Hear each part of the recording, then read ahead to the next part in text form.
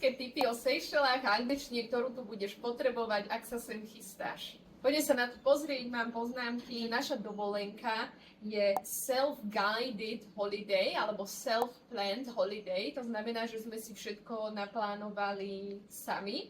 Tiež sa teraz nachádzame in self-catering apartment. Keďže sa bojím pavúkov a tu ich majú teda hodne veľkých, prekvapilo ma, že to nie je až taký big deal.